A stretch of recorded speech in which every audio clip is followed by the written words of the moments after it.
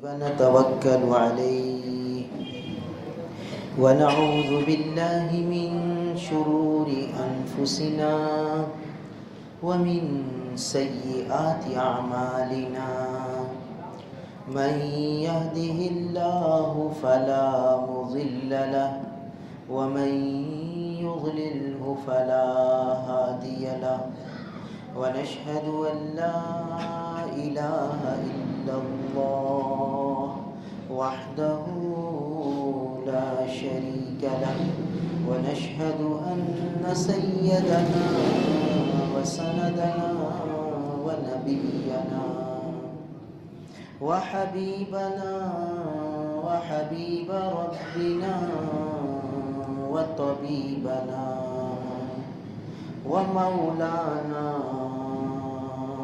محمدا عبده ورسوله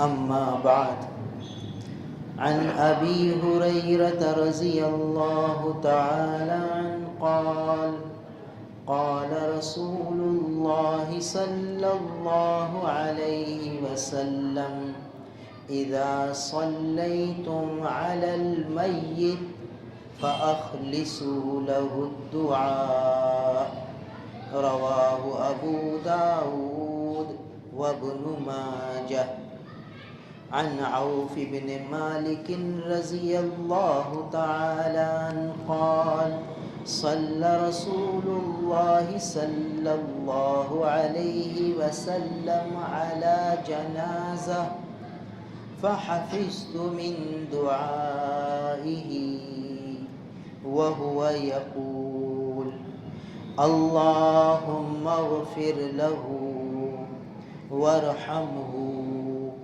وعافه واعف عنه وأكرم نزله ووسع مدخله واغسله بالماء والثلج والبرد ونقه من الخطايا كما نقيت الثوب الأبيض من الدنس وأبدله دارا خيرا من داره وأهلا خيرا من أهله وزوجا خيرا من زوجه وأدخله الجنة وأعذه من عذاب القبر ومن عذاب النار قال حتى تمنيت أن أكون أنا ذلك الميت رواه مسلم عن أبي هريرة رضي الله تعالى عنه قال كان رسول الله صلى الله عليه وسلم إذا صلى على الجنازة قال اللهم اغفر لحينا وميتنا وشاهدنا وغائبنا وصغيرنا وكبيرنا وذكرنا وأنثانا اللهم من أحييته منا فأحيه على الإسلام ومن توفيته منا فتوفه على الإيمان اللهم لا تحرمنا أجره ولا تفتنا بعده رواه أحمد وأبو داود والترمذي وابن ماجه عن واثلة بن الأسقع رضي الله تعالى عنه قال صلى بنا رسول الله صلى الله عليه وسلم على رجل من المسلمين فسمعته يقول اللهم إن فلان ابن فلان في ذمتك وحبل جوارك فقه من فتنة القبر وعذاب النار وأنت أهل الوفاء والحق اللهم اغفر له وارحمه إنك أنت الغفور الرحيم رواه أبو داود وابن ماجه او كما قال علیہ الصلاۃ والسلام۔ میرے محترم بزرگوں اور عزیز بھائیوں، ہمارے آقا نبی کریم صلی اللہ علیہ وسلم نے ہمیں ہر موقع کی دعائیں تعلیم فرمائی ہیں۔ ان میں سے یہ جو احادیث مبارک پڑھی گئی، ان میں جن دعاؤں کا تعلق ہے وہ ہے میت سے متعلق۔ دیکھو آج ہم میں سے کتنے لوگ ہیں جن کے عزیز، اقارب، دوست، احباب دنیا سے رخصت ہو گئے، آئے، اپنا وقت پورا کیا اور چلے گئے، اور اب ہم سب کو بھی جانا ہے، نہ معلوم کون سی گھڑی واپسی ہو جائے، کس گھڑی آخرت کا سفر شروع ہو جائے۔ تو اس سفر کی تیاری آج سے کرنی ہے، ابھی سے کرنی ہے، اور اس سفر کو کبھی بھولنا نہیں۔ اور جو لوگ اس سفر پر جا رہے ہیں ہم سے پہلے، ان کے لیے ہمارے آقا نے کیا دعائیں تعلیم فرمائی کہ تمہارے عزیز، تمہارے اقارب، تمہارے دوست، تمہارے عزیز، تمہارے ملنے جلنے والے، تمہارے مسلمان بھائی جب دنیا سے رخصت ہوں تو تم انہیں کیا دعائیں دو۔ دیکھو ایک مومن کی دعائیں ہی مومن کے لیے سب سے بڑا ہدیہ ہے۔ جانے والوں کے لیے یہ رہنے والوں کی طرف سے رہنے والوں کی دعائیں ان کے لیے قیمتی ہدایہ ہیں، قیمتی تحفے ہیں۔ اور خود رسول اللہ صلی اللہ علیہ وسلم نے تعلیم دی کہ یہ دعائیں مانگو۔ اللہ تعالیٰ کو اپنے بندوں سے بہت پیار ہے، بہت تعلق ہے۔ اللہ تعالیٰ اپنے بندوں سے بہت محبت فرماتے ہیں۔ ایمان والے سے تو اور زیادہ تعلق ہے اللہ تعالیٰ، اور محبت ہے۔ لہٰذا اپنے حبیب نبی کریم صلی اللہ علیہ وسلم کے ذریعے اپنے بندوں کو دعائیں تعلیم فرمائیں کہ دیکھو جو میرے مومن بندے اپنا وقت پورا کر کے چلے جائیں تو تم ان کو ان الفاظ میں دعائیں کرو، ان کے لیے ان الفاظ سے ہم سے درخواست کرو۔ دیکھیے یہ اللہ تعالیٰ کی اپنے بندوں سے شفقت اور محبت کی علامت ہے کہ کس طرح اپنے حبیب کے ذریعے اپنے بندوں کے لیے دعائیں تعلیم فرما دی۔ مومن بندے سے اللہ کو بہت پیار ہے۔ یہ مومن، یہ ایمان والا، یہ کلمے والا بہت قیمتی ہے۔ اس کی قیمت کا آج ہمیں اندازہ نہیں ہے۔ دیکھیے ایک ایمان والا، ایک کلمے والا مرتا ہے تو اس کو غسل دینا فرض کفایہ، اس کو کفن دینا فرض کفایہ، اس کی جنازہ نماز پڑھنا فرض کفایہ، اس کو قبر میں دفن کرنا فرض کفایہ۔ یعنی ایک مسلمان دنیا سے جا رہا ہے تو پیچھے رہنے والوں کے ذمے اللہ تعالیٰ فرض قرار دے رہے ہیں. فرض کیا معنی فرض کا؟ فرض کا معنی یہ ہے کہ جو زندہ مسلمان ہیں اس جانے والے کے لیے یہ 4 کام کریں. اور فرض کفایہ قرار دے دیا کہ فرض کیجئے یہ قاسم مسجد ہے، یہ ایک محلہ ہے، اس محلے میں فرض کیجئے کہ 1000 آدمی رہتے ہیں. 1000 آدمی، ایک مسلمان مرتا ہے تو 1000 آدمیوں پر لازم ہو گیا کہ یہ 4 کام کریں: غسل دیں، کفن دیں، جنازہ پڑھیں اور دفن کریں.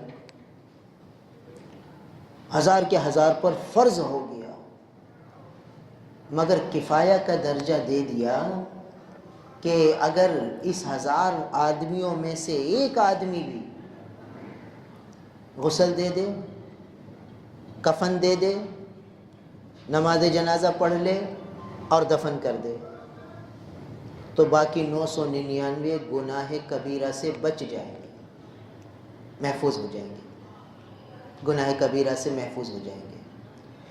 اور اگر 1000 کے 1000 آدمیوں میں سے کوئی بھی نہیں ہے ایسا جو اس کو کفن دے، غسل دے، کفن دے، نماز جنازہ پڑھے اور دفن کرے تو 1000 کے 1000 گناہ کبیرہ کے مجرم ہو جائیں گے. بتائیے، یہ مومن کا مقام ہے، یہ کلمے والے کی شان ہے. جس کے دین میں کلمہ ہے، کلمہ توحید، کلمہ رسالت جس کے دل میں ہے، اس کی قیمت اللہ کے یہاں اتنی ہے کہ 1000 کے قریب جو بستی میں رہنے والے لوگ ہیں ان پر لازم ہو گیا کہ اب اس کو ایک کے لیے 4 کام کریں. اگر یہ 1000 کے 1000 کہیں بھائی ہمارے پاس کہاں وقت ہے، ہمیں کچھ بھی نہیں آتا، تو سب گناہگار ہو جائیں گے. ایک بھی اگر ادا کر لے گا یہ فریضہ تو سب کی طرف سے کفایہ ہو جائے گا، سب گناہ سے بچ جائیں گے. یہ ہے قیمت کلمے والے کی، چاہے وہ کلمے والا فاسق اور فاجر ہی کیوں نہ ہو، نماز بھی نہیں پڑھتا ہو، روزہ بھی نہ رکھتا ہو، یعنی فاسق ہو، فاجر ہو، گناہ میں مبتلا ہو، مگر چونکہ کلمے والا ہے، چونکہ مسلمان ہے، تو اس کی اتنی قیمت ہے اللہ کی نگاہ میں کہ اس کے دل میں اس کے سینے میں کلمہ ہے، یہ توحید پہ مرا ہے، یہ رسالت کے اقرار پہ مرا ہے. تو اب بستی کے رہنے والوں پر لازم ہو گیا کہ یہ 4 کام اس کے لیے کریں. اور جس کے سینے میں یہ کلمہ نہیں ہے، جس کے دل میں یہ ایمان کی دولت نہیں ہے، جس کے پاس یہ قیمتی سرمایہ نہیں ہے، اس کے لیے کیا حکم ہے؟ چونکہ وہ انسان ہے. وَلَقَدْ كَرَّمْنَا بَنِي آدم، ہم نے بنی آدم کو شرافت سے نوازا ہے، کرامت سے نوازا ہے، عزت سے نوازا ہے.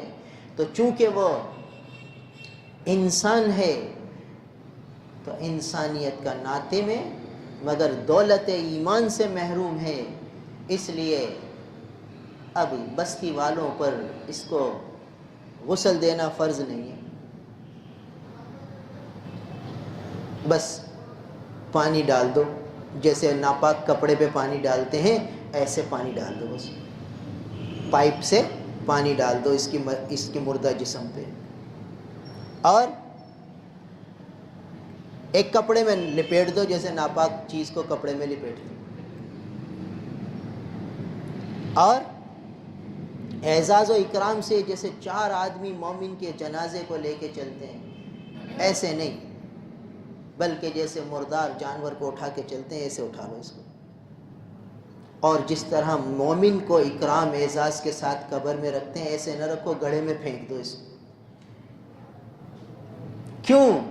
اس لیے کہ یہ اپنے خالق اور مالک پر ایمان لائے بغیر دنیا سے چلا گیا.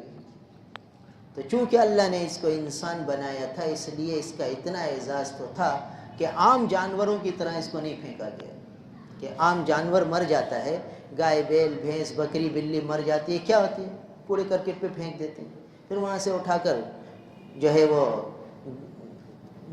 گڑھوں میں ڈال دیتے ہیں، نہ کوئی غسل ہے، نہ کوئی کفن ہے، نہ کوئی جنازہ ہے، کچھ بھی نہیں، جانوروں کی طرح پھینک دیا۔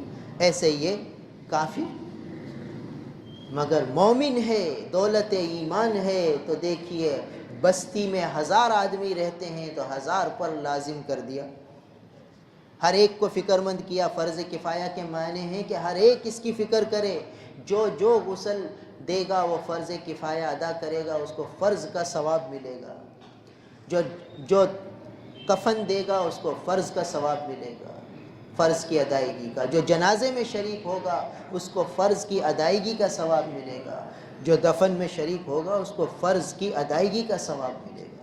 بتائیے کتنا بڑا اکرام اور اعزاز ہے ایمان والے کا۔ تو یہ دولت ایمان اللہ نے ہمیں دی ہے، ہمیں اس کی آج حفاظت کرنی ہے۔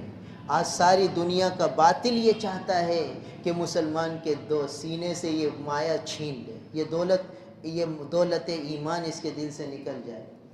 ساری دنیا کا باطل زور لگا رہا ہے ایڑی چوٹی کا۔ اب اس کی حفاظت کیسے ہوگی؟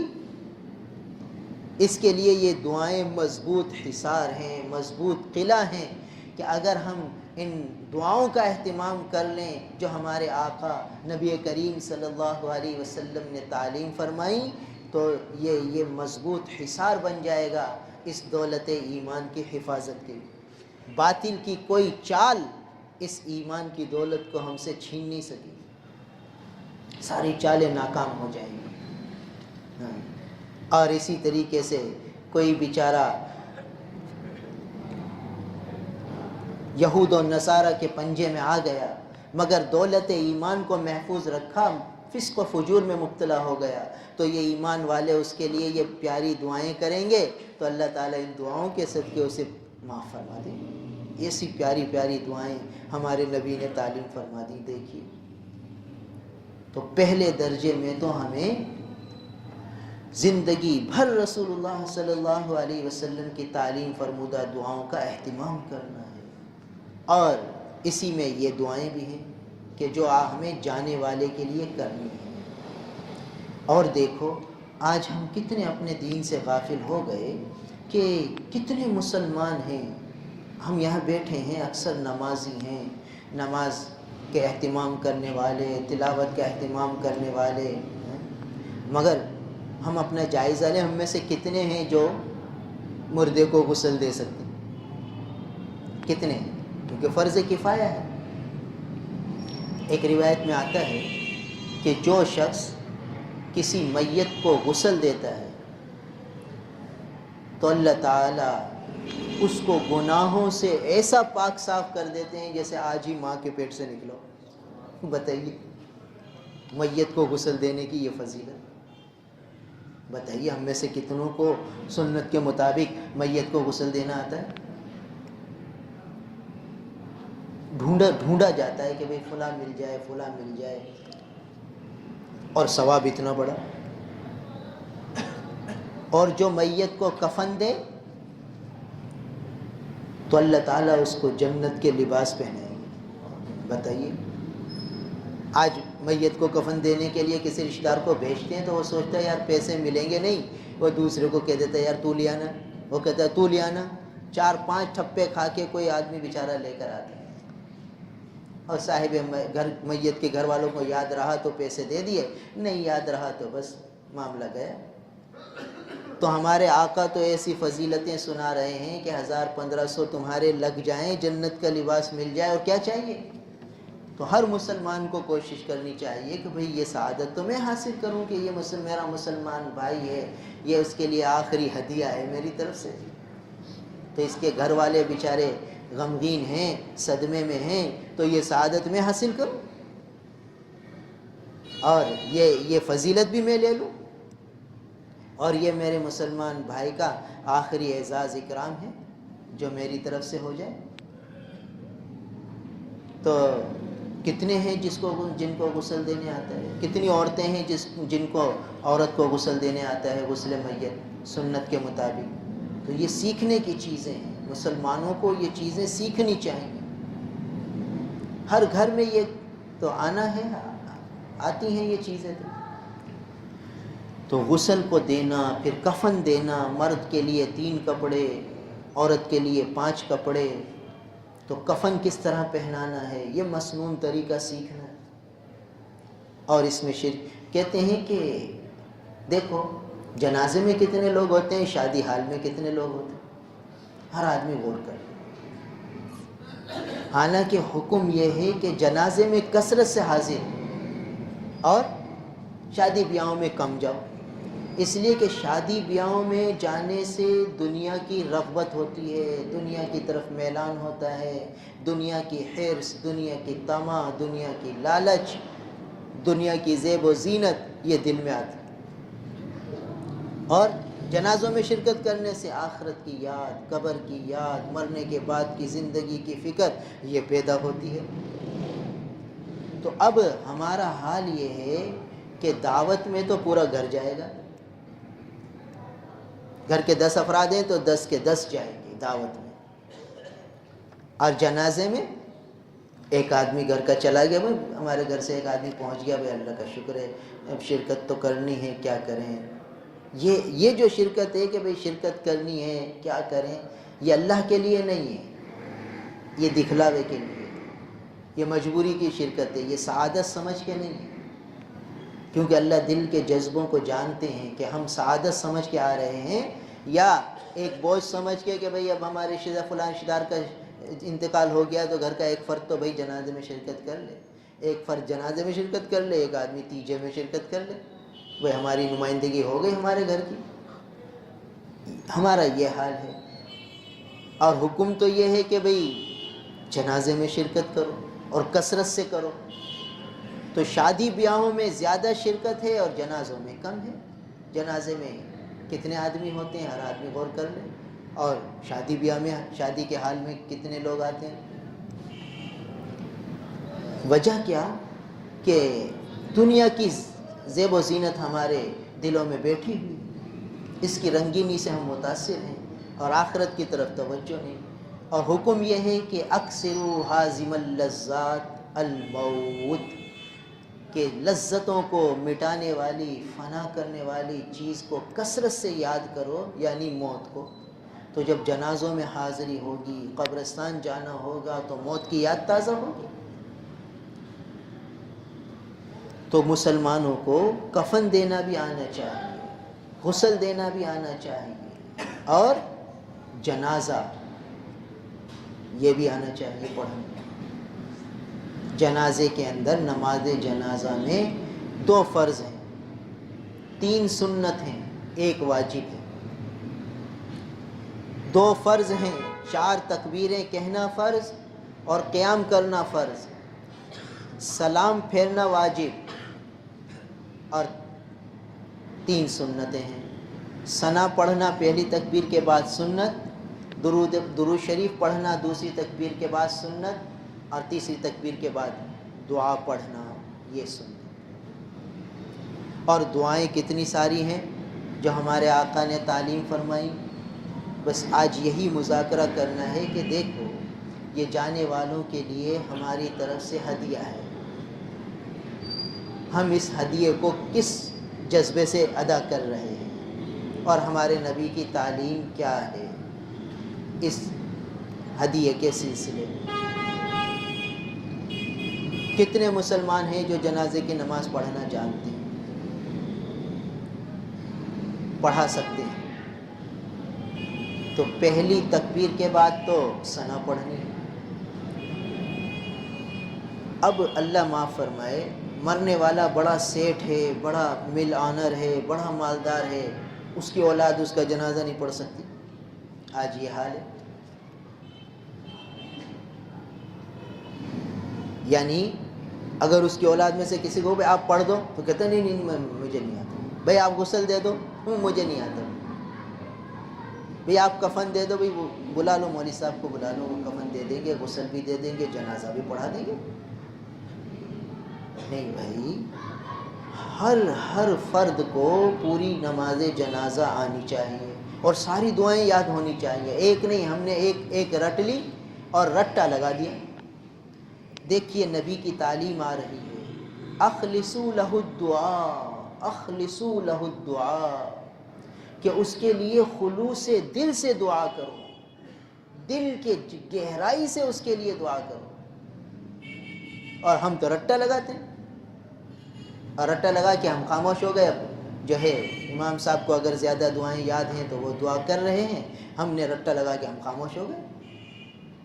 بھائی حضور فرماتے ہیں کہ حضرت ابو ہریرہ رضی اللہ تعالیٰ عنہ کی روایت ہے کہ رسول اللہ صلی اللہ علیہ وسلم نے فرمایا، اذا صلیتم علی المیت، جب تم میت پر نماز جنازہ پڑھو، فاخلصوا لہ الدعاء، تو اس کے لیے خلوص دل سے دعا کرو، صمیم قلب سے دعا کرو، دل کی گہرائی سے دعا کرو۔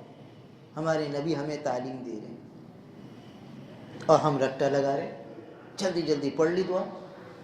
آخری ہدیہ ہے ہمارے بھائی کے لیے، ہمارے رشتہ دار کے لیے، ہمارے مسلمان بھائی کے لیے، عزیز و اقارب کے لیے، والدین کے لیے، آخری ہدیہ۔ اب تو وہ قبر میں چلا جائے گا، پھر بعد میں دوسرے ہدایہ ہوں گے، مگر اس وقت کا دنیا کے اندر وہ ہے۔ اب اس کے لیے یہ آخری ہدیہ، وہ ہم کس بے دردی سے دے دیں۔ اللہ ہم سب کو معاف فرمائے۔ توجہ دلانی مقصود ہے کہ ہم اپنی کوتاہیوں پر نظر ڈالیں کہ ہم نماز جنازہ بھی کیسے پڑھتے ہیں، کس طرح پڑھتے ہیں۔ یہ نماز جنازہ فرض کفایہ ہے۔ اب مغرب کی اذان، مغرب کی نماز کے بعد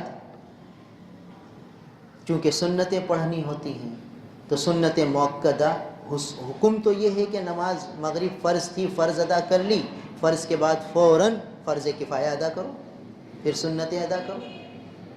مگر چونکہ پھر بعد میں سنت پڑھنے کا عام طور پر موقع ملتا نہیں ہے، تو مختصر سنت موقدہ پڑھ کے آدمی جلد سے جلد صفیں لگائے، تاخیر نہ کرے۔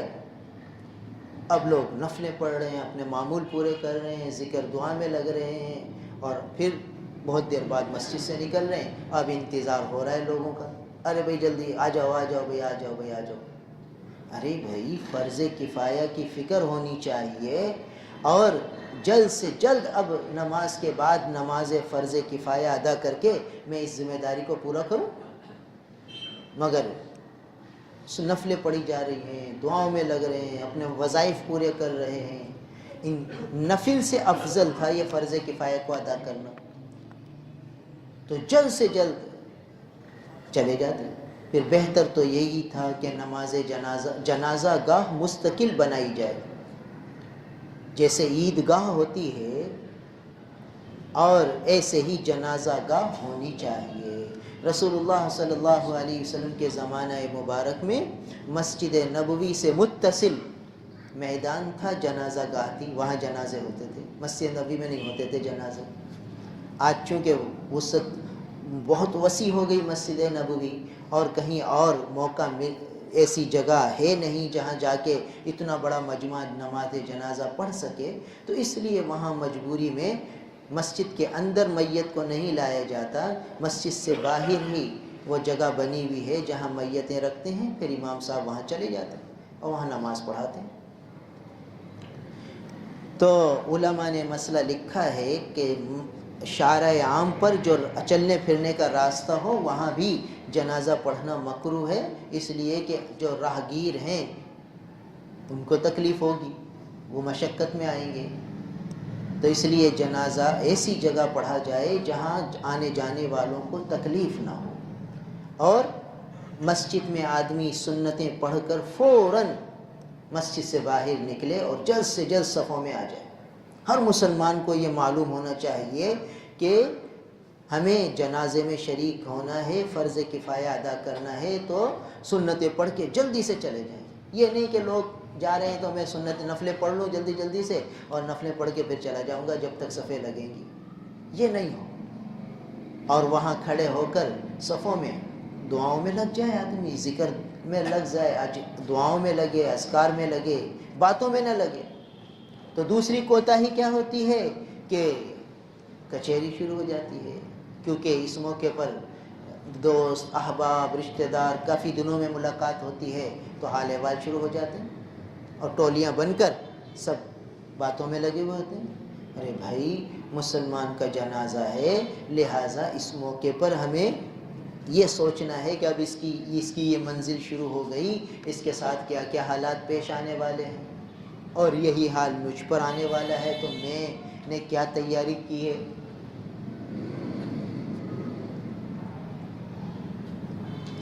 یہ سوچنا ہے. تو یہ میں نے کتنا سوچا، یہ تو احساس ہی نہیں ہوتا کہ مجھے بھی جانا ہے، ایک دن میرا بھی ایسے جنازہ پڑھا جائے گا. علماء نے لکھا ہے کہ یہ جو جنازہ ہے یہ خاموش واعظ ہے. خاموش واعظ یعنی ایک تو یہ منبر پر بیٹھ کر علماء وعظ فرماتے ہیں، یہ بولنے والا وعظ ہے، اور یہ جنازہ یہ خاموش وعظ ہے.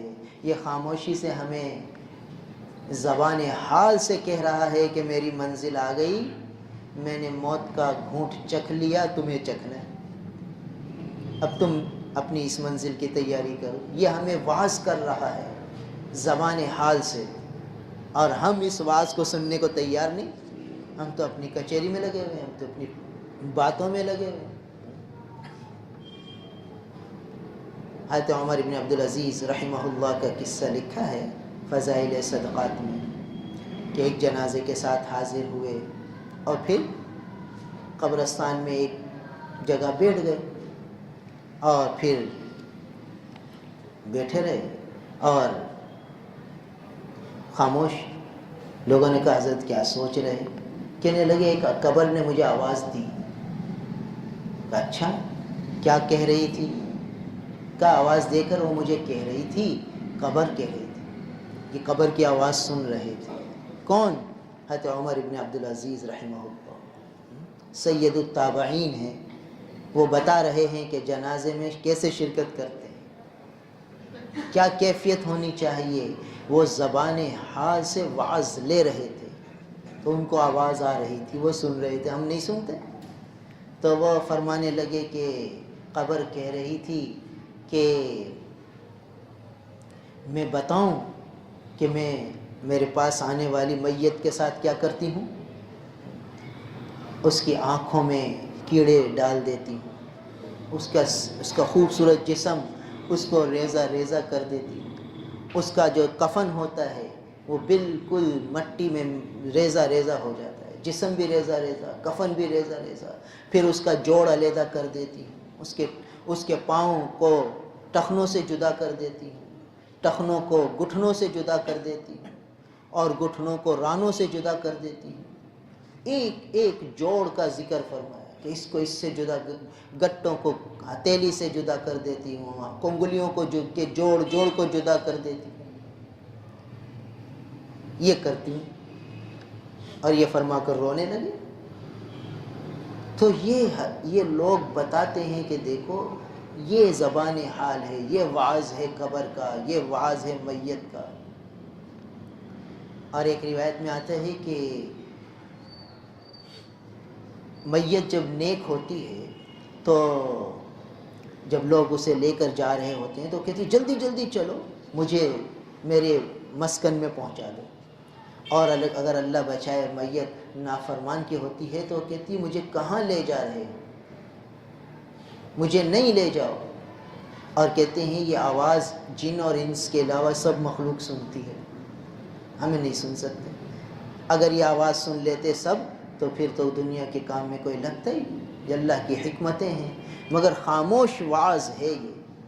تو اس لیے جیسے ہی جنازہ ہو آدمی سنتیں پڑھ کر فوراً جنازے کے قریب کھڑا ہو کر اپنی موت کو یاد کرے، اپنی اس منزل کو یاد کرے، تاکہ دنیا کی کچھ محبت دل سے جھڑ جائے. یہ موت کی یاد دنیا کی محبت، دنیا کا تعلق، دنیا سے لگاؤ کو جھاڑتی ہے اور آخرت کی فکر پیدا کرتی ہے. تو اللہ کے محبوب فرماتے ہیں فَأَخْلِصُوا لَهُ الدُّعَاء، اس کے لیے خلوص دل سے دعا کرو. تو خلوص دل کیا ہے کہ دل کی گہرائی سے اب اس کے لیے دعا کرنی ہے. رٹا نہیں لگانا، دل کی توجہ، دل کے دھیان سے ایک ایک جملہ ادا کرنا ہے، یہ ہے۔ اب دیکھیے ایک دعا تو مشہور ہے جو ہم سب کو الحمدللہ یاد ہے، اور عورتیں گھر میں اس کے لیے یہی دعائیں کریں۔ عورتیں عام طور پر جنازے میں شریک نہیں ہوتی ہمارے یہاں، تو عورتوں کے لیے یہ ہے کہ وہ گھر میں بیٹھ کر یہی دعائیں پڑھیں میت کے لیے۔ نبی کی تعلیم فرمودہ دعائیں ہیں، تو ضروری نہیں کہ نماز جنازہ کے لیے ہی خاص ہو، نماز جنازہ کے علاوہ بھی بڑے پیارا مفہوم ہے ان دعاؤں کا، تو ان دعاؤں کو نماز جنازہ کے علاوہ بھی آدمی پڑھ سکتا ہے، فرض نماز کے بعد بھی پڑھ سکتا ہے میت کے لیے۔ تو اب یہ تو اس میں تو فرمایا کہ اس کے لیے خلوص دل سے دعا کرو، دل کے جذبے، دل کی گہرائی سے اس کے لیے دعا کرو۔ اب کیا دعا کرو، یہ آگے آ رہی ہے حدیث۔ اگلی روایت حضرت عوف ابن مالک رضی اللہ تعالیٰ عنہ سے ہے، وہ فرماتے ہیں کہ رسول اللہ صلی اللہ علیہ وسلم نے ایک جنازے پر نماز پڑھی، اور کبھی کبھی اللہ کے محبوب نبی کریم صلی اللہ علیہ وسلم نماز کے اندر دعائیں تھوڑی آواز سے پڑھتے تھے تاکہ لوگوں کو پتہ چل جائے کہ اس وقت یہ پڑھنا ہے۔ یہ بطور تعلیم ہوتا تھا، ہمیشہ کا معمول تو خاموشی سے پڑھنے کا تھا، سرن تھا، کبھی کبھی آواز اتنی دھیمی آواز سے کہ آس پاس والے سن لیتے تھے، ہمیشہ جہرن نماز نہیں پڑھائی۔ اللہ کے رسول صلی اللہ علیہ وسلم نے سب دعائیں، اللہ کے رسول ادعوا ربکم تضرعا وخفیہ، کہ دعا کرو اللہ سے عاجزی کے ساتھ اور پوشیدہ طور پر۔ لہٰذا اللہ کے محبوب نبی کریم صلی اللہ علیہ وسلم کی عادت مبارکہ عام طور پر وہ سرن دعا کرنے کی تھی، تو فرمایا کہ اللہ کے رسول تھوڑی آواز سے دعا فرماتے تھے، تو فحفظت من دعائہ، میں نے اللہ کے رسول کی اس دعا کو یاد کر لیا۔ دیکھیے صحابہ حضور کی ایک ایک ادا کو محفوظ فرماتے تھے۔ اب حضرت عوف ابن مالک رضی اللہ تعالیٰ عنہ کا کتنا بڑا احسان ہے امت پر کہ یہ دعا ہم تک پہنچا دی، کتنے بڑے ان کی وسعت قلبی ہے کہ یہ مبارک دعا امت تک پہنچائی۔ فرماتے ہیں کہ میں نے حضور کی اس دعا کو یاد کر لیا۔ اللہ کے رسول اس میت کے لیے یوں فرما رہے تھے، اللہم اغفر لہ، یا اللہ اس میت کو بخش دیجئے۔ پہلی دعا اللہم اغفر لہ، یا اللہ اس میت کو بخش دیجئے، وارحمہ، اور اس پر رحمت فرمائیے، وارحمہ، اس پر رحمت فرمائیے۔ تیسرا جملہ وعافہ، اس کو عافیت عطا فرمائیے، اس کو عافیت عطا فرمائیے۔ واعف عنہ، اس کو معاف فرمائیے۔ چوتھی دعا واعف عنہ، اس کو معاف فرما دیجئے۔ وَأَكْرِمْ نُزُلَهُ، اس کے لیے عزت والی مہمانی فرمائیے۔ پانچویں دعا اکرم نزلہ، اس کے لیے عزت والی مہمانی فرمائیے۔ یا اللہ یہ مہمان آپ کے پاس آ رہا ہے، اس کی عزت والی مہمانی فرمائیے۔ کیا عجیب دعا ہے، اکرم نزلہ، کہ مہمان آ رہا ہے تو اللہ کے محبوب اللہ سے درخواست فرما رہے کہ اللہ اس مہمان کی عزت والی مہمانی فرما دیجیے۔ عزت والی مہمانی کیا ہوتی ہے بھائی؟ کسی کو تو آدمی ویسے ہی کھلا دیتا ہے، کسی کو بڑے پرتپاک انداز سے اور بڑے اہتمام سے، ادھر بیٹھیے ادھر بیٹھیے، اور بھائی یہ بھی لیجیے یہ بھی لیجیے، سر پہ کھڑا ہوا ہے اور بڑا اعزاز کر رہا ہے، بڑا اکرام کر رہا ہے، کیونکہ اس سے گہرا تعلق ہے، اس سے عزت کا تعلق کر رہا ہے۔ تو اللہ کے حبیب اپنے رب سے اپنے امتی کے لیے سفارش فرما رہے کہ اکرم نزلہ، یا اللہ اس کی عزت والی مہمانی فرمائیے۔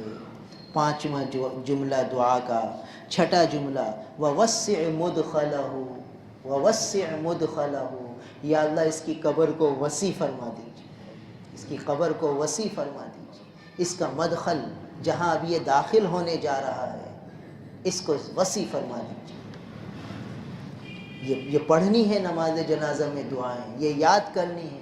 ساری زندگی ہم نے ایک ہی دعا پڑھی ہے، وہ رٹی ہے، مانگی تھوڑی ہے، رٹی ہے، اب مانگنی ہے۔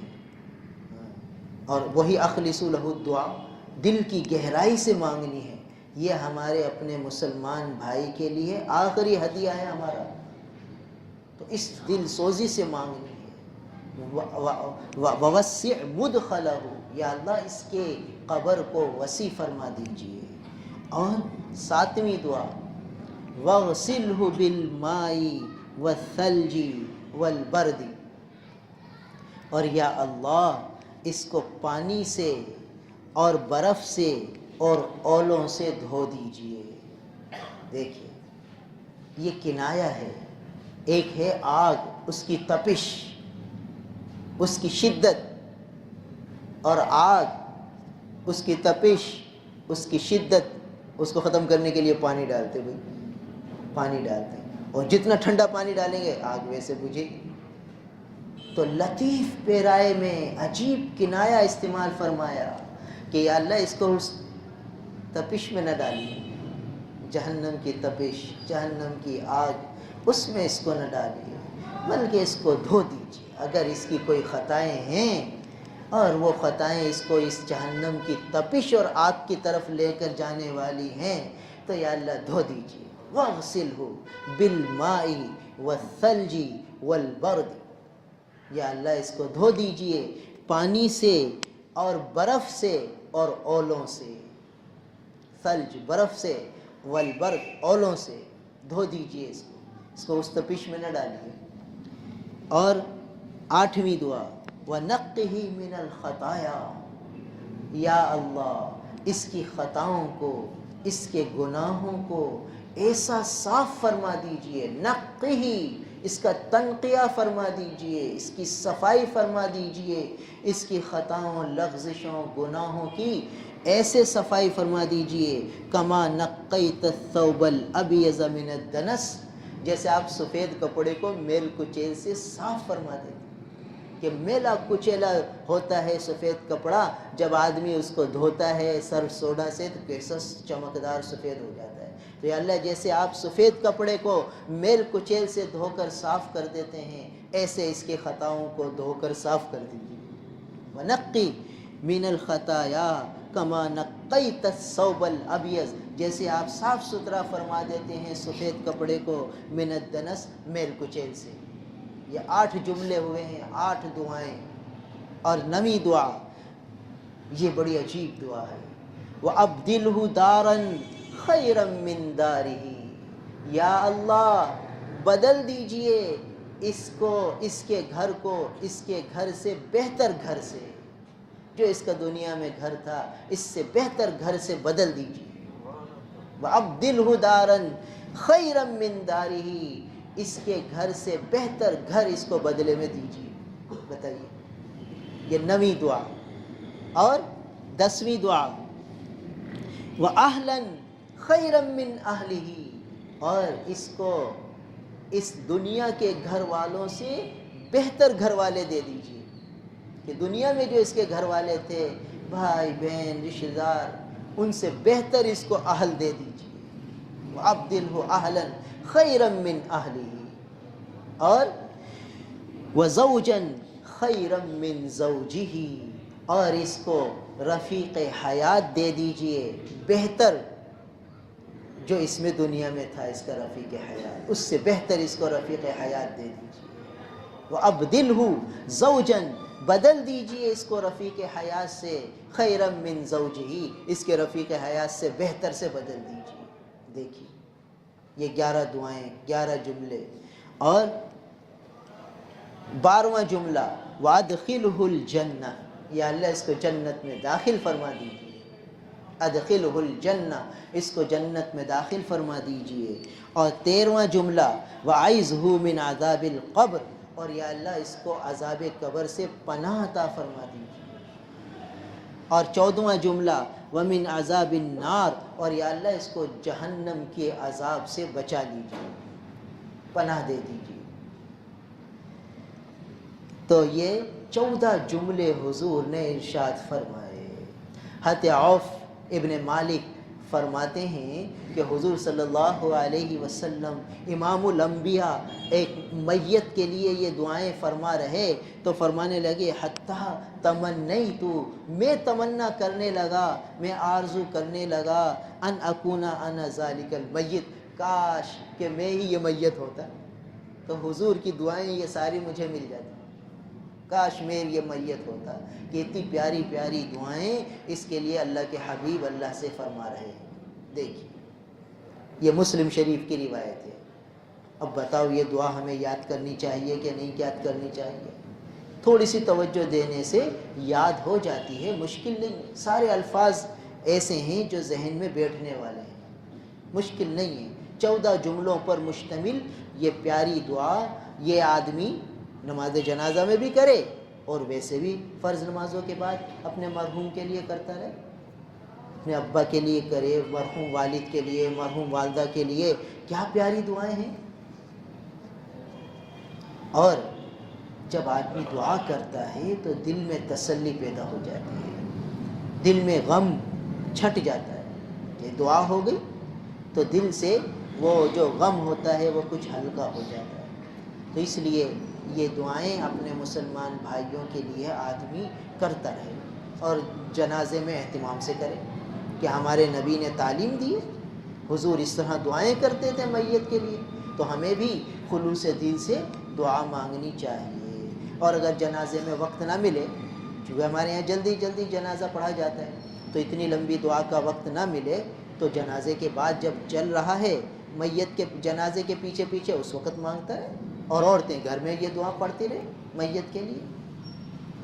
اور اگلی دعا حضرت ابو ہریرہ رضی اللہ تعالیٰ عنہ سے ہے، وہ فرماتے ہیں کہ رسول اللہ صلی اللہ علیہ وسلم جب نماز جنازہ پڑھتے تھے تو یہ دعا فرماتے تھے، اللہم اغفر لحینا، یا اللہ ہمارے زندوں کی مغفرت فرما، ومیتینا، اور ہمارے مردوں کی بھی مغفرت فرما، وشاہدینا، اور ہمارے جو یہاں موجود لوگ ہیں ان کی بھی مغفرت فرما، وغائبینا، اور جو ہمارے یہاں موجود نہیں ہیں ان کی بھی مغفرت فرما۔ ارے بھائی یہ دعا ہمارے نبی کی گویا ہمارے حق میں بھی ہے،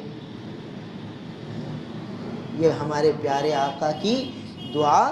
ہم اس وقت غائب تھے، صحابہ موجود تھے، تو غائب میں قیامت تک کے آنے والی مسلمان امت آ گئی بھائی، تو حضور ہمارے لیے بھی مانگ کے گئے تھے، وشاہدینا وغائبینا، یا اللہ ہمارے غائب کی بھی مغفرت فرما، وصغیرنا، یا اللہ ہمارے بچوں کی بھی، ہمارے چھوٹوں کے بھی مغفرت فرما، وکبیرنا، ہمارے بڑوں کی بھی مغفرت فرما، وذکرنا، ہمارے مردوں کی بھی مغفرت فرما، وانثانا، ہماری عورتوں کی بھی مغفرت فرما۔ دیکھیے ہمارے نبی نے سب کے لیے مانگ لیا، سب کے لیے مانگ لیا۔ اور اللہم من احییتہ منا، یا اللہ آپ جس کو ہم میں سے زندہ رکھیں، فاحیہ علی الاسلام، تو یا اللہ اسلام پر زندہ رکھیے۔ اسلام کہتے ہیں ظاہری طور پر آدمی فرما بردار ہو، ظاہری طور پر کوئی چیز خلاف اسلام نہ ہو، سر سے پیر تک مجسمہ اسلام ہو، تعلیمات اسلام اس کے سراپا میں سموئی ہوئی ہو، تو یا اللہ ہمیں اسلام پر زندہ رکھیے۔ تو احکامات اسلام اس کے سراپا میں سموئے ہوئے ہیں۔ اور ومن توفیتہ منا، اور یا اللہ جس کو آپ ہم میں سے وفات دیں، فتوفہ علی الایمان، یا اللہ اس کو ایمان پر وفات دیجیے، جس کو آپ وفات دیں تو ایمان پر وفات دیجیے۔ دیکھیے ایمان یہ اندر کی مایا، تو یا اللہ اندر کا یہ ایمان محفوظ ہو، اس حال میں موت آئے اور ساری زندگی اسلام پہ گزرے، موت ایمان پہ ہو۔ اللہم، یہ دعا پوری ہوئی، اور اس کے ساتھ چھوٹا سا جملہ اور بھی حدیث کے الفاظ میں ہے، اللہم لا تحرمنا اجرہ، یا اللہ ہمیں اس کے اجر سے محروم نہ فرما۔ کتنا بڑا صدمہ ہمیں لگا ہے تو ہم صبر کرتے ہیں، اس صبر کے اجر سے ہمیں محروم نہ فرما، لا تحرمنا اجرہ، یا اللہ اس کے اجر سے ہمیں محروم نہ فرما۔ صبر پر کیا ملتا ہے؟ ان اللہ مع الصابرین، اللہ کی معیت مل جاتی ہے، اللہ خود ساتھ ہو جاتے ہیں۔ یوفی الصابرون اجرہم بغیر حساب، اللہ تعالیٰ صبر کرنے والے کو بے حساب دیتے ہیں۔ تو یا اللہ ہمیں اجر سے محروم نہ فرمائیے، لا تحرمنا اجرہ ولا تفتنا بعدہ، اور یا اللہ اس میت کے چلے جانے کے بعد ہمیں فتنے میں، آزمائش میں، ابتلا میں نہ ڈالیے۔ کیا مطلب؟ کہ جب بڑے ہوتے ہیں نا تو آدمی محفوظ ہوتا ہے اور فتنوں سے حفاظت ہوتی ہے، بڑوں کی برکت سے چھوٹے محفوظ رہتے ہیں، اور جب بڑے چلے جاتے ہیں تو پھر دھوپ آ جاتی ہے بھائی، اور پھر دھوپ میں تو آدمی کے پسینہ بھی نکلتا ہے اور پریشان ہوتا ہے۔ تو اب فرمایا کہ یا اللہ اتنا بڑا صاحبان اٹھ گیا، تو یا اللہ اب ہمیں آزمائش سے بچا لیجیے۔ کوئی ان کی موجودگی میں ہر فتنے چلے جاتے تھے اور ان پر برسنے والی رحمتوں کی برکت سے ہم محفوظ تھے، اب اللہ یہ مبارک سایہ چلا گیا، تو ہمیں آزمائش میں مبتلا نہ فرمائیے، ولا تفتنا بعدہ، یا اللہ اس کے بعد ہمیں آزمائش میں نہ ڈالیے، فتن میں نہ ڈالیے، ابتلا میں نہ ڈالیے۔ دیکھیے یعنی جو اللہ بڑے تھے، گھر کے بڑے، خاندان کے بڑے، علم میں بڑے، تو جو بڑے ہوتے ہیں ان پر اللہ کی خاص عنایات ہوتی ہیں اور چھوٹے محفوظ ہوتے ہیں اس میں۔ اب وہ جب چلے گئے اور جانا ہے ہر ایک نے، تو اب حضور کیسی پیاری دعا سکھا گئے کہ اللہ سے اب یوں مانگ لو کہ اللہ ولا تفتنا بعدا، یا اللہ ان کے بعد اب ہمیں فتنے میں نہ ڈالیے، آزمائش اور امتحانوں میں نہ ڈالیے۔ آزمائش اور امتحان کیا ہوتا ہے؟ بھئی اولاد لڑ پڑتی ہے، بھائی بھائی لڑ پڑتے ہیں، بھائی بہن لڑ پڑتے ہیں، اللہ حفاظت فرمائے۔ بڑا چلا گیا، پھر کیسے کیسے فتنے ہوتے ہیں، کہاں تو محبتوں کا دور ہوتا تھا، بڑے چلے گئے تو پھر نفرتیں، لڑائیاں، جھگڑے، کیا کچھ ہو جاتا ہے۔ تو حضور دعا سکھا گئے کہ بھئی اب میت کے گھر والا یہ پڑھتا رہے، اللہم لا تحرمنا اجرہ ولا تفتنا بعدہ، اللہم لا تحرمنا اجرہ ولا تفتنا بعدہ، یا اللہ ان کے بعد ہمیں فتنے میں نہ ڈالیے۔ تو پھر دل جڑے رہیں گے، پھر محبتیں باقی رہیں گی، اور اللہ تعالیٰ فتنوں سے بچائیں گے، لڑائی جھگڑوں سے، رنجشوں سے، نفرتوں سے محفوظ فرمائیں گے۔ تو کیسی پیاری دعا حضور تعلیم فرما گئے کہ جانے والا تو چلا گیا، اس کے لیے ایسی پیاری پیاری دعائیں مانگیں، اور بعد والوں کو بھی سکھا گئے کہ یہ بھی مانگ لو تاکہ پریشانیوں سے بچ جاؤ۔ تو فرمایا کہ اللہم لا تحرمنا اجرہ، یا اللہ ہمیں اس کے اجر سے محروم نہ فرمائیے، ولا تفتنا بعدہ، اور اس کے بعد ہمیں فتنے میں نہ ڈالیے، آزمائش اور امتحان میں نہ ڈالیے۔ حضرت واصلہ ابن اسقع رضی اللہ تعالیٰ عنہ سے روایت ہے کہ صلی بنا رسول اللہ صلی اللہ علیہ وسلم، کہ ایک دفعہ اللہ کے رسول صلی اللہ علیہ وسلم نے ہمیں ایک آدمی کی نماز جنازہ پڑھائی، علی رجل من المسلمین، مسلمانوں میں سے ایک آدمی کی جنازے کی نماز حضور نے ہمیں پڑھائی۔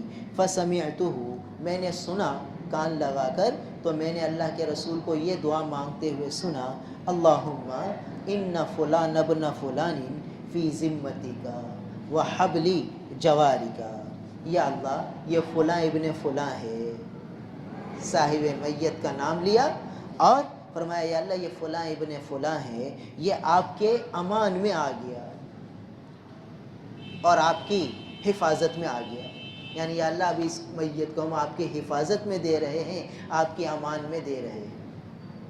پہلے زمانے میں قبائل کا دور ہوتا تھا تو قبیلے کا سردار جس کو امن دے دیتا تھا تو قبیلے کا ہر فرد پھر اس کی حفاظت کرتا تھا۔ تو جب اس میت کو ہم نے اللہ کی حفاظت میں دے دیا، اللہ کی امان میں دے دیا، تو اللہ کے فرشتے اس کی حفاظت کریں گے، عذاب سے بھی اور ہر شر سے اس کی حفاظت ہوگی۔ تو اللہ کے محبوب یہ دعا فرما رہے کہ یا اللہ فلاں ابن فلاں فی ذمتک و حبلی جوارک، یا اللہ فلاں ابن فلاں آپ کے امان میں اور آپ کی حفاظت میں ہے۔ فقیہی من فتنۃ القبر، یا اللہ اس کو بچا لیجئے، فقیہی اس کو بچا لیجئے من فتنۃ القبر، قبر کے فتنے سے، قبر کی آزمائشوں سے، قبر کی عذابوں سے، وعذاب النار، اور یا اللہ جہنم کے عذاب سے بھی بچا لیجیے، قبر کے فتنوں سے بھی بچا لیجیے، اور جہنم کے عذاب سے بھی، آگ کے عذاب سے بھی بچا لیجیے۔ وَأَنْتَ أَهْلُ الْوَفَاءِ وَالْحَقِّ، اور یا اللہ آپ ہی اہل وفا اور اہل حق ہیں، یا اللہ آپ ہی وفا کرنے والے ہیں۔ تو دیکھیے اللہ سے خطاب ہے، اور اللہ کی حفاظت میں میت کو دیا جا رہا ہے۔ اللہم اغفر لہ، یا اللہ اس کی بخشش فرما دیجئے، ورحمہ، اور اس پر رحم فرما دیجئے، اس کی مغفرت فرما دیجئے، اس پر رحم فرما دیجئے۔ انک انت الغفور الرحیم، بے شک آپ ہی غفور الرحیم ہیں۔ یہ ابو داؤد اور ابن ماجہ کی روایت ہے۔ تو دیکھیے یہ دعائیں ہم میں سے ہر ایک کو یاد کرنی چاہیے، اور جنازے کے دوران موقع مل گیا تو اس وقت پڑھ لے، اور اگر اس میں موقع نہ ملا تو پڑھتا رہے بار بار جب تک تدفین نہ ہو راستے بھر۔ یہ کیسی پیاری دعا ہے کہ یا اللہ اس کو آگ سے بچا لیجئے، قبر سے عذاب سے بچا لیجئے، اور یہ دعائیں یاد کرنے کی کوشش کرے، ورنہ اس دعا کا مفہوم ذہن میں رکھے، کیا اب آگے آنے والی منزلوں میں اس کی ثابت قدمی کی دعا کرے کہ یا اللہ اب یہ بیچارہ اگلی منزلوں میں جا رہا ہے، اس منزل میں اس کے لیے آسانی فرما دیجئے، سہولت فرما دیجئے۔ خوب مانگتا رہے، باتوں میں نہ لگے، دعاؤں میں لگے۔ یہ وقت یعنی جنازے میں شرکت کا یہ دعاؤں کا وقت ہوتا ہے، باتوں میں لگنے کا وقت نہیں ہوتا۔ اپنے لیے بھی مانگنا ہے، اس میت کے لیے بھی مانگنا ہے۔ اللہ تعالی ہم سب کو عمل کی توفیق عطا فرمائے۔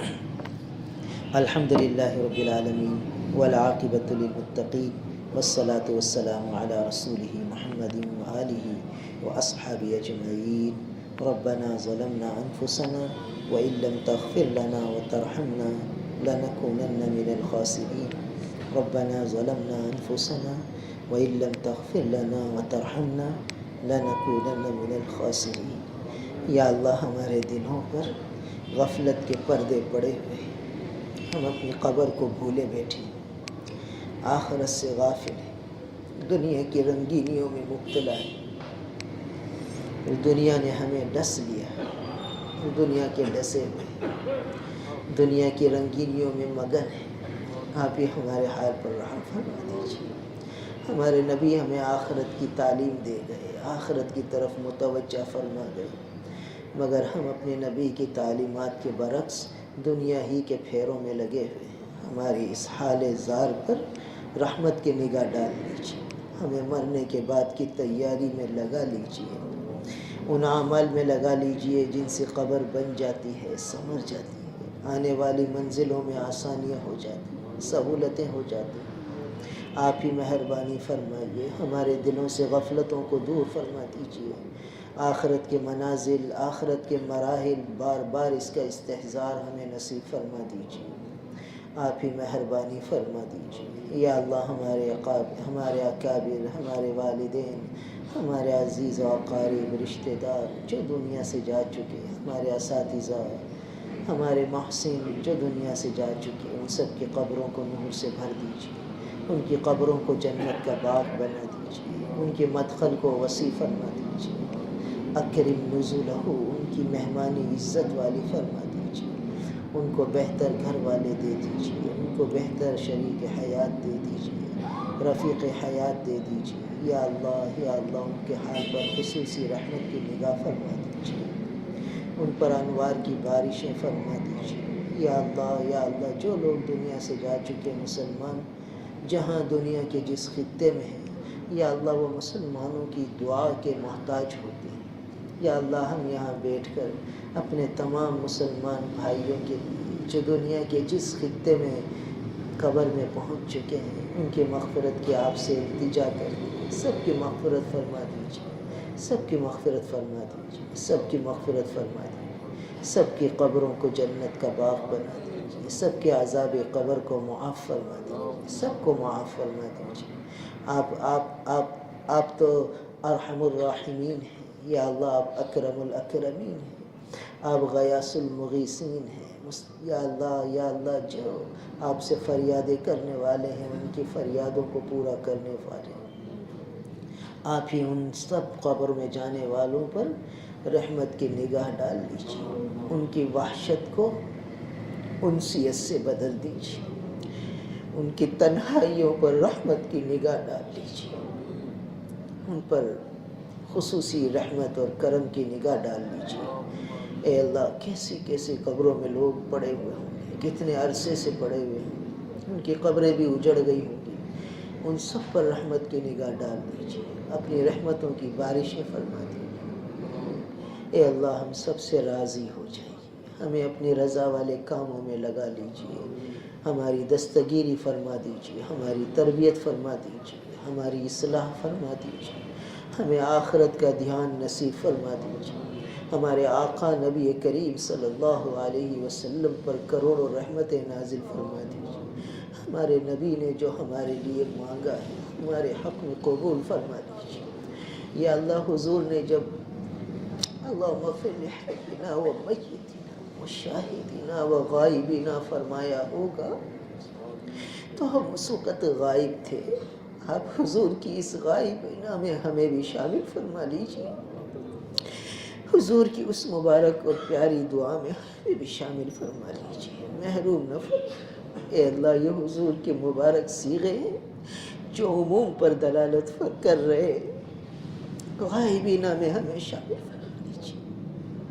ذکرینہ و انسانہ میں ہمیں شامل فرما لیجیے، صغیرینہ اور کبیرینہ میں ہمیں شامل فرما لیجیے، ہمیں محروم نہ فرمائیے، قدم قدم پر ہماری دستگیری فرما دیجیے، مکائد نفس و شیطان سے ہماری پوری حفاظت فرمائیے، ہماری ریاکاریوں کو، ہماری بناوٹوں کو سب کو معاف فرما دیجیے، سب کو معاف فرما دیجیے، آپ کی رضا کے جذبے صادق ہمیں نصیب فرما دیجیے، آپ راضی ہو گئے تو ہمارا کام بن جائے اور آپ راضی نہ ہوئے تو ہمارا کیا بنے گا۔ یا اللہ ہمارے پاس کچھ بھی نہیں، آپ ہی اپنی رضا کے جذبے ہمیں نصیب فرما دیجیے، آپ کی رضا کامل ہمارا مطلوب حقیقی بنا دیجیے، ہمارا مقصود حقیقی بنا دیجیے، ہمارے دل کی گہرائیوں میں آپ کی رضا کے جذبے ڈال دیجیے، ہر آن ہر گھڑی ہمیں آپ کی رضا کی فکر لگ جائے۔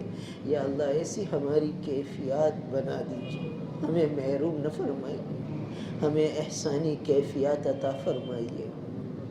اے اللہ صفات صالحین سے ہمیں نواز دیجیے، صفات مقبولین بارگاہ عالی سے ہمیں نواز دیجیے، اور یا اللہ جو آپ کے محبوب و مقبول بندے ہیں ان کی صفات سے ہمیں نواز دیجیے، ہماری نمازوں میں احسانی کیفیات پیدا فرما دیجیے، نمازوں میں دھیان استحضار نصیب فرما دیجیے۔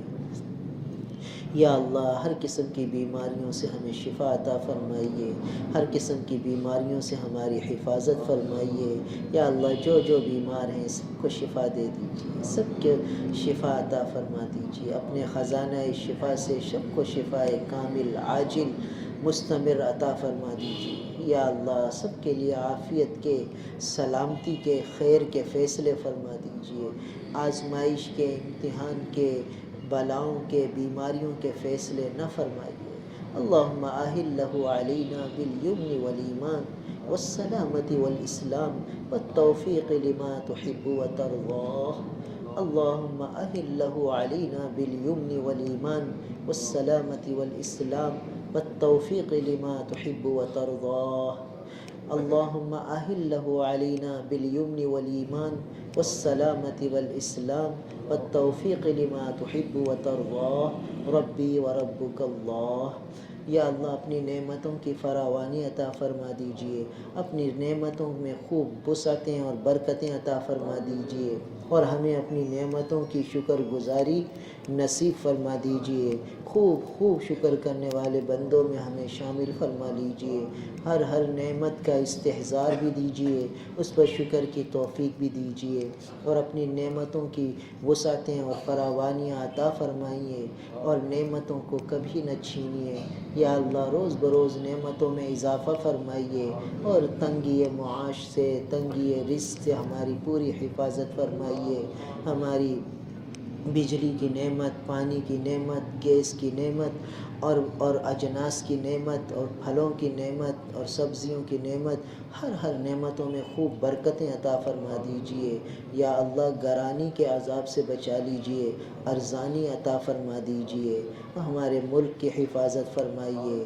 اے اللہ ہمارے ملک کی حفاظت فرمائیے، نیک صالح حکمراں عطا فرما دیجئے۔ جو حکمراں ہیں انہی کے دلوں میں نیکی ڈال دیجئے، خیر ڈال دیجئے، آخرت کا دھیان ہم سب کے دلوں میں پیدا فرما دیجئے۔ یا اللہ اپنا تعلق نصیب فرما دیجئے، اپنی طرف انابت نصیب فرما دیجئے۔ ہمارے آقا نبی کریم صلی اللہ علیہ وسلم نے جو خیریں مانگی ہیں وہ سب ہمیں عطا فرما دیجئے۔ جن شرور، فتون، آفات، بلیات سے حفاظت مانگی ہے ان سب سے حفاظت عطا فرما دیجئے۔ ربنا فاغفر لنا ذنوبنا وکفر عنا سیئاتنا وتوفنا مع الابرار۔ یا اللہ جن نے جو دعاؤں کے لیے کہا ہے سب کی نیک تمناؤں کو، جائز حاجات کو پورا فرما دیجئے، سب کے مسائل کو حل فرما دیجئے، سب کی مشکلات کو آسان فرما دیجئے، سب کی بیماریاں دور فرما دیجئے، جو ان کے لیے پریشانیاں ہیں دور فرما دیجئے، جو ان کی دعائیں ہیں قبول فرما لیجئے۔ اور یا اللہ جنہوں نے حج کے لیے فارم بھرے ہیں سب کے لیے مقدر فرما دیجئے، سب کے لیے آسان فرما دیجئے، سب کے لیے قبولیت فرما دیجئے۔ ہماری دعاؤں کو اپنے حبیب نبی کریم صلی اللہ علیہ وسلم کے وسیلے سے قبول فرما لیجئے۔ ربنا تقبل منا انک انت السمیع العلیم وتب علینا انک انت التواب الرحیم، وصلی اللہ تعالی علی خیر خلقہ محمد وآلہ واصحابہ اجمعین، آمین برحمتک۔